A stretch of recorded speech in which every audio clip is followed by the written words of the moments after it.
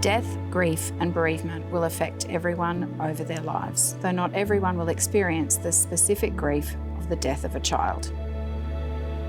Children and families are often well connected in their communities through their schooling, daycares, sporting clubs, churches, friendship groups, neighbourhoods and cultural connections, so the impact of the death of a child is far-reaching. We also understand this very community is who the family turns to wrap around them in times of grief. Children's Health Queensland Bereavement Service has a committed role in building compassionate communities as a holistic approach to supporting families through grief. The goal is to create a network of support that extends beyond just professional care, incorporating the community to offer comfort and empathy. I'm Hannah and I have 4 children, and I'm the mother of my beautiful daughter Margot, who passed away 10 days after being born. My name is Joe and I'm Dean's father. My 14-year-old son, Dean, he passed away from a genetic disorder in 2018. My name's Trish. I'm mum to Thomas and Cameron. My son Thomas passed away from brain cancer in 2019. I'm Annie. I am wife to Ben and mum to 3 beautiful boys.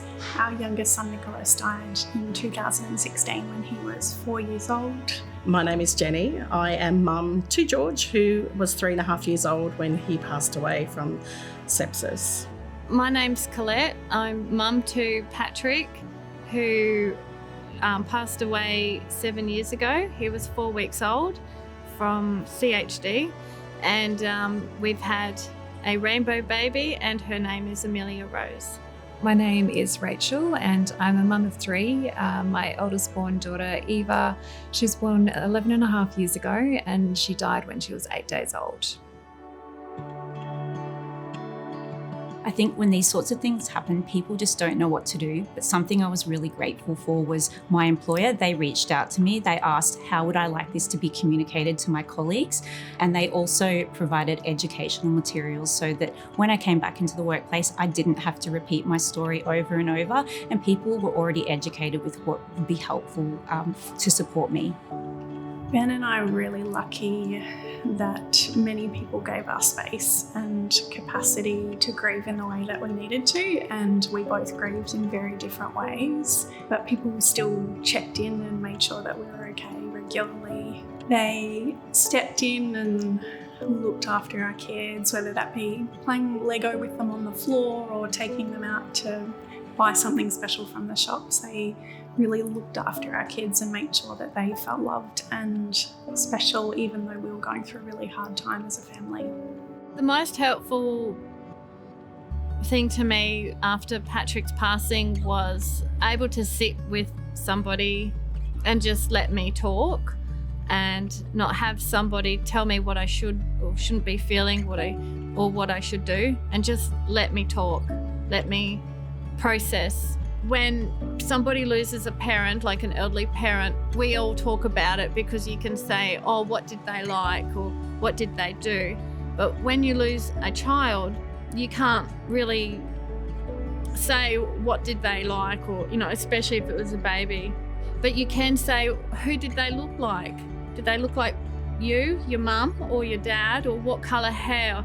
Or was there something funny that they did? Because even though Patrick was 4 weeks old, we still have some little funny stories about him. And I love sharing that. I love saying his name. And there's no bereaved parent out there that doesn't want their name not said. They always want to talk about their child. And if they cry, well, they're crying, and it's not because we're talking about the child. We're always crying, but it's a bereaved parent is then allowing you to come into their space, which is quite special as well. Things I found helpful for my son, who at the time of George's passing was 7 years old and in grade 2, was him being able to go back to school with what we called a hall pass. And he could give that to his teacher because he didn't always want to say out loud that he needed time. And his teacher would know that he just needed a moment to step out and take a deep breath and gather his thoughts and take his own time before he was ready to go back into that classroom space. When people die, and if they're someone of a worth in society like a king. You walk out into the world and everybody knows about it, but when you walk out into the world after losing a child, it's just you. There is no one else to share that with you.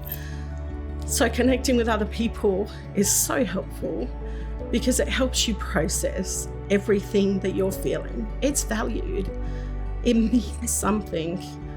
Your child was everything to you. They were all that you loved. So everything you do as that expression of grief afterwards is the love that you had for your child.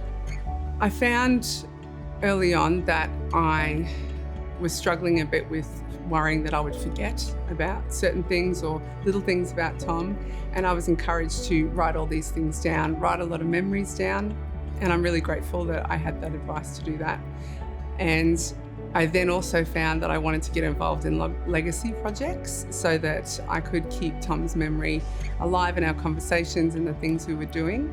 And so having people around me that supported those projects, like fundraising or ridiculous exercise challenges that would raise some money, I felt really surrounded by support and that Tom was sort of still part of our lives in a really rich way.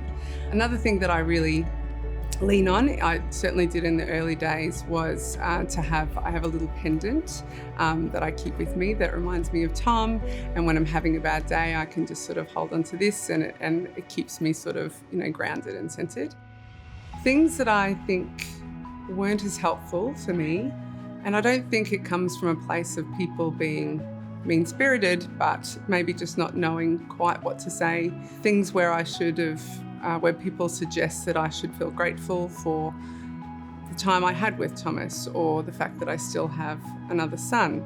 So those comments of at least you still have blah, blah, blah, I didn't always find them particularly helpful. When someone turns around to you and says, things like everything happens for a reason. And when you've lost a child, there's no reason that anyone can give you for that. And we know that was, they're just trying to help and they're trying to give you, I guess, a piece of faith or a piece of hope that she's out there somewhere. And I do have a belief that she's there somewhere, but there's no logic. Things that weren't so helpful in the early days of Dean passing away, for us it was like time stood still, but the outside world kept on going.